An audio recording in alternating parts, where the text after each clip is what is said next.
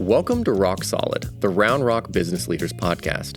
Join your host, Bryan Eisenberg, as he explores the journeys of entrepreneurs and companies across Round Rock, Texas. From startups and nonprofits to large organizations, each guest shares their passion for doing business in this thriving community. Let's dive in. Hi, everybody. It's Bryan Eisenberg, and I'm here with Deana Cavanaugh from Ascension Seton Foundation, correct? Yes, correct. And let's talk a little bit about, I'm going to just straight into it, how you got here, because that in itself is an interesting story. It is. So I started my career in government contracting. My dad's a retired colonel, and so we worked together for a few years, project management, and then moved into construction. And I was in the construction world for almost an entire decade. I started in the field, building memory care centers in Houston, met my husband, expressed my desire to come to Austin because my parents are in Harker Heights, right outside of Fort Cavazos. So stayed in construction. At the time, I was working for a smaller construction company, and they didn't have any type of human resources, no marketing, no business development. And I went to the owners and I asked, can I do this? Like, I feel like I'm going to be better suited at this than what I'm currently doing. Like, I'm okay at project managing buildings, but I could be great at this. And he said, I'll give you a year. And I said, all right, let's do it. And so I created that human resources and marketing department and did that for 7 years before. So part of that job was serving on different boards and being a community liaison, right? Yep. Making sure that company's name was in the community and that we were fulfilling our commitment to philanthropic endeavors. And so part of that was serving on the Seton Women's Development Board, which is based out of Ascension Seton Williamson in Round Rock. And I loved it. I loved fundraising. I loved the community. I loved the mission of the hospital. And so a position came open. It's just a team of 2. One of those positions came open. And so I went to the executive director and I said, I want that job. She's like, no, you don't. You do human resources. You do marketing. That's not your thing. I'm like, I want that job. And interviewed, went through the process, and joined the team. And so now I'm with the foundation at Ascension Seton Williamson. So basically, I get to do what I previously did in my free time as a full-time job, which is, I mean, I feel like that's everyone's dream, right? I feel like you're probably in the same boat, but that is the end goal, I think, in life is to live and be able to do something and make a living doing what you love. So let's talk about it because, obviously it planted the seeds being out in the community and doing those things and doing philanthropy. So tell exactly what you do day to day with the foundation. Sure. So I'm the Director of Development for Ascension Seton Williamson Foundation, and our job is to fundraise for the hospital. All of Ascension hospitals are nonprofit, and our mission is to provide healthcare to everyone in our community, regardless of their ability to pay, with an emphasis on the poor and vulnerable. We are faith-based hospitals, so we have roots in Catholic heritage, but we serve everyone. And so my job in the foundation is to raise money to bridge the gap between the budget of the hospital and the needs of the hospital. So it could be programmatic needs, it could be equipment needs, or just taking care of our associates, our nurses, our physicians to make sure that they feel loved and valued. And they are very much overworked. Yes. So many people left after and during COVID. And so just really making sure that we hire the best, but then also that we can keep the best. So what does it entail going out to the community and raising funds to support a hospital, to support people who, are in need, and that you're providing this service to every day? I think for a lot of nonprofits, it's the same. I think that the key, most important thing is just awareness. I mean, I'm sure we've brought people into our hospital from the chamber through Leadership Round Rock that had no idea that we were a nonprofit organization. And they didn't realize that we were faith-based or that we serve the community that we serve while also having the best physicians, the best nurses, the best care possible. And so it's really just making sure people know what our mission is and what we are about. And then it's really just my networking helped with this a lot. It's developing those relationships. And better than anyone, networking is a long game. Yes. You're not in it for a month or a year or even 2 years. It can take years to build a relationship with a donor and get them comfortable enough and understanding the mission to then it could be a year or 2 before I make a big ask for a large sum of money. And then usually once they're in and we can show them what we're doing with their funds, they're in to stay. They're in for life. Rock Solid is produced and recorded at Round Rock Studio. Located right here in Round Rock, our state-of-the-art studio is built for podcasters and creatives alike. We offer multiple professionally designed podcast sets, top-notch recording gear, and a full photography studio ready for any project. Whether you're launching a new podcast or upgrading your existing one, we can help with multi-camera recording, editing, and everything you need for success.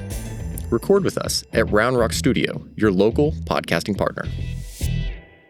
Would it be the kind of situation where you actually take a donor and kind of give them a behind the scenes of what's going on and what their actual dollars are going to do for the foundation, for the hospital? Yes, and that's an important part. So when we bring in money, say we have a donor and they give $1 million gift, they don't want to sit and wait, and they want to see where their money's going. So as quickly as the money comes in, we need to make sure that we are fulfilling the needs of the hospital and putting their money to work so that we can bring them in. You helped fund this program. You helped purchase this surgical robot. You helped do these things for our associates. So it's a pretty quick turnaround in terms of, if you're going to give me something, I'm going to make sure I can show you what I'm doing with that. And from a not-for-profit perspective, a lot of not-for-profits are known for a lot of their administrative costs. It sounds like there are two of you doing everything for the hospital and raising funds that way. I guess that's really impactful for a lot of you donors. So if they have $1 million sitting around, they want to donate to something that's going to, almost all those dollars are going to have an impact.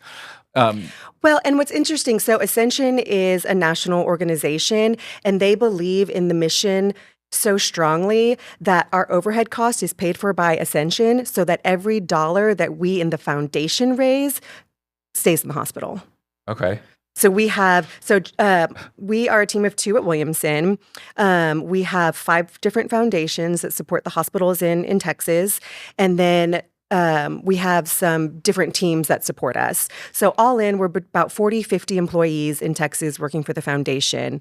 But it's a pretty cool thing to be part of such a large organization that believes in what we're doing, so that all the money that we bring into our hospital from our community stays in our hospital. That's awesome. And you mentioned the women's group that you were involved with, but I know you've been involved with the Chamber. You've done all kinds of other programs. Can you talk about all the different community-based groups that you're a part of? So, yes. Should I sit back for this one and wait? I have a problem. So when we moved here in 2017, my husband and I got married. I wanted to really be a part of a community and dig in and get involved, and I can't do anything, just a little bit. So I started with the Seton Women's Development Board, served on their board, and then also chaired their fundraising gala. Another organization that I'm involved with is the Chaparral Women's Club. It's a Williamson County nonprofit, females. We raise funds to award grants to other Williamson County nonprofits, as well as scholarships to females who are graduating from high school. So I've served as president, treasurer, vice president of fundraising. I'm involved with the Williamson County Fair and Rodeo, also a scholarship-driven organization. This will be our 5th year. We have our event at the fairgrounds out in Taylor. It's so fun. It's great for the family. It's great for the community. And then I'm highly involved in the Chamber. I started in 2018 as an ambassador, which is how you and I know each other. I went through Leadership Round Rock as soon as we moved here in 2017 in the spring, and I started Leadership Round Rock the beginning of 2018 and joined the ambassador program. I've since joined the board of directors. I have served as the ambassador chair. I have served as the Ascend chair, which is one of the leadership programs, and I continue to serve as part of the Ascend Council to help build that program and build the program for the participants. And I serve on the executive committee of the Chamber. This will be my 2nd year to serve as secretary. So, if our listeners are out there and they're hearing you're, involved in all of these different groups, they're probably wondering, so what's in it for you? Like, why do you give so much of your time to this? And they might not know why there's an advantage for them to get involved. How would you explain it to them? It's a lot of different things. I think foremost for me, I feel like it's my responsibility to give back to the community where I'm raising my family and where we're living. And so that has always been instilled in me from a young child, and that was always important to me. It's great for the business that I work for because it's the visibility and bringing awareness to the foundation. And on it, nothing brings me more joy than connecting people, right? And I don't have a ton of money. I can't be a major donor for any organization, but I can give my time, I can give my talent, I can give my connections, and I can share my story. And I just feel like that's what I'm being called to do. And I feel so honored that I'm able to do it in so many different ways. A question I get a lot is, how do you do it all? I have 2 small kids. I have a 4-year-old, I have a 6-year-old, I have a husband. We have 2 dogs. And for me, my husband is the reason that I'm able to do everything that brings me fulfillment. I get a lot of fulfillment as a wife and a mom, but there's a big part of me that feels this need to give back to the community, and he supports me in a way that I can do that and be involved in so many things and do a good job. Not just check a box like, oh, I'm on the board, oh, I'm an ambassador. I want to really be involved and make an impact and help people. Yeah, and you mentioned earlier, and I want to come back to this, that you said that, you don't do anything, part of the way. You really go all at it. That includes losing over 100 pounds. Yeah, we have that in common. Yeah, we've both done that. So yeah, let's talk about that and again, how that kind of drive, because I know what it takes to do that. It's part of what makes you so successful. And it's funny you say that because I met a friend years ago, and he said he learned that about me, that I lost it. He's like, that's all I need to know about you. And I was like, really? And he's like, yes. And I'm sure you've heard the same thing. It's the commitment, the discipline. The discipline. We not just backsliding, oh, I had a bad day and I had a brownie, or like I went past my calorie count. It's just like, you know what? That's fine. That's not going to stop me. I'm not going to wait till next Monday to start over again. I'm just going to keep chipping away at it. And there's something... I feel like it was easy, right? Like I knew what I needed to do. I committed to doing it, and I had the discipline to do it, but not everybody has that. So it was hugely challenging, but I didn't feel like it was hard. And you might feel differently. No, I agree with you. Once I knew I was going to do it, it's that commitment, right? And knowing what that long-term goal is. And I'm also working on it on my next book. Right. I think I swallowed an elephant, and you could have seen me back then. It looked like I probably did. And I realized that, it's part of the why, like the story that you tell yourself. And for me, it was very timely. And you having 2 young kids, you'll appreciate this. I have an older daughter, but my middle son was an athlete, and he had just finished T-ball and stuff like that. And he was very, very, very active, like I was when I was young as well. And then I had the 3rd one on the way, and I was like, I don't know how I'm going to keep up with them. Right. And I had ballooned after the pregnancies and agency life and all the stress that all of that did. And I was like, nope, now's my time. I'm gonna do everything I can to do it. And it was exactly that, just that discipline. That discipline, how does it help also? Because you also, besides the discipline, have a long-term focus on things, because you talk about the value of relationship. How do those 2 things you think can help everybody be more successful if they learn to value that? I think part of it is just understanding it's more than about today. And it's more than just about this year. It's being able to see so far in advance that you can see it might not happen today or tomorrow, but you're going to eventually see the fruits of your labor. And I think part of it too is making yourself a priority, right? Especially as parents, as a mom, as a female in the workforce, there's a lot of that mom guilt, or just like putting yourself on the back burner. And my mom was the opposite. She was like, you have to take care of yourself first. You have to make yourself a priority. I wasn't taking care of myself when I was 250 pounds, right? I wasn't making myself a priority. And when I started doing that, all of these other things just kind of fell into place, and I realized the importance of them. So I think it's really understanding and having that patience, right? Because you don't lose 100 pounds overnight. Correct. It takes a long time, a lot of changing your routine, building new habits, and making them part of your everyday life. And I think that's a lot of what networking is, and building business and community. Yeah, and I think it's a piece that so many people miss. Now, let's go back into, you've been in this area for a while, and your 2 young kids. Obviously, you have a lot of activities that you do. But when you're with the family, what are some of your favorite things in the area that you just love to do? We love Play for All Abilities Park in Round Rock. We've been taking our kids there for years. We like to be outside a lot. So biking, I'm a runner. I'm training for a half marathon. We like to be outside. Any place that has food, alcohol, and a playground, you can sign us up for. It's just a Which great is your way. favorite one? Mesa Rosa. Oh, okay. Have you been? I have been once, yep. 620. It's fantastic. Yeah. They have great food. They have a huge outdoor area for kids to include a playground, but then there's a huge field so they can play red light, green light, or tag, or freeze tag, or whatever. We go, at least once a month just to get outside and to run around and have fun.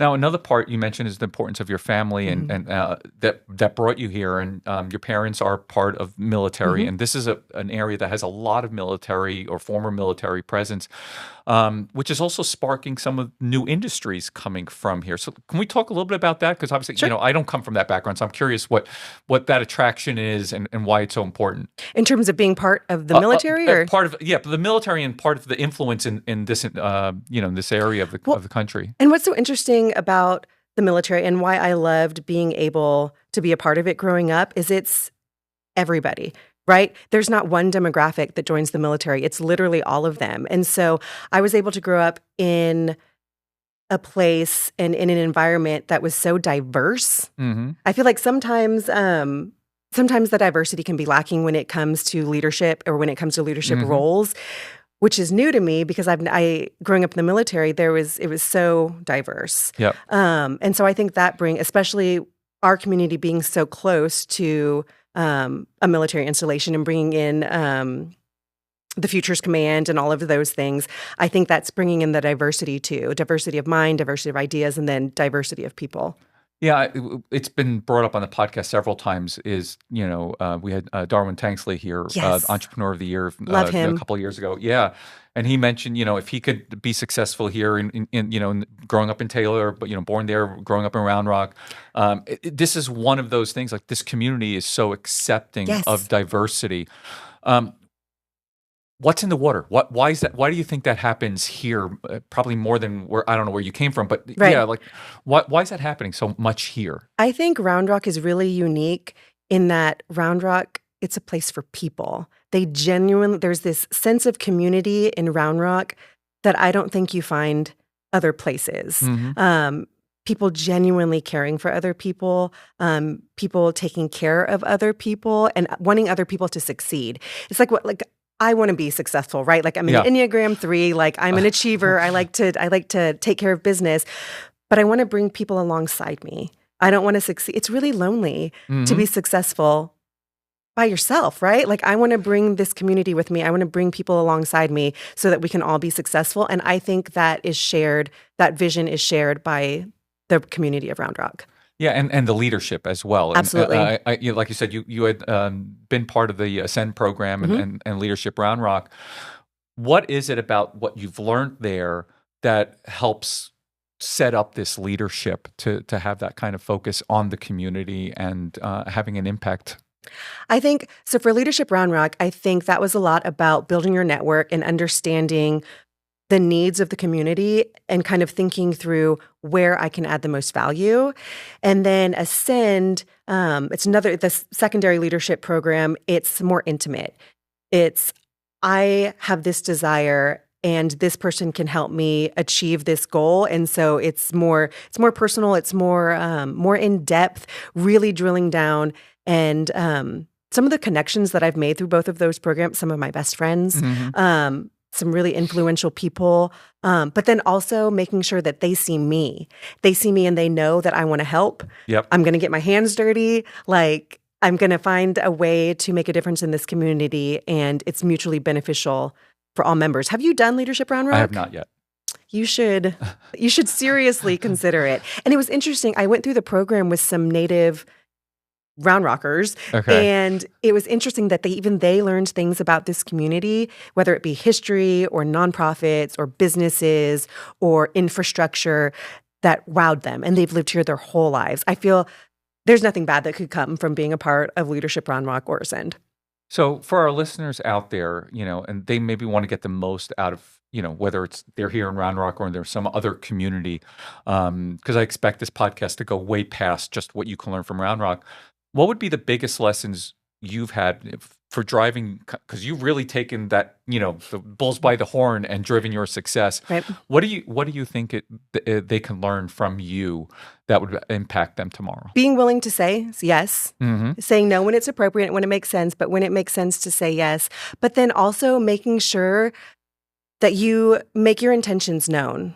Mm-hmm. If I have a goal and I keep it to myself, I'm just a team of one. I can't. But if I have a goal and I say, hey, you know what?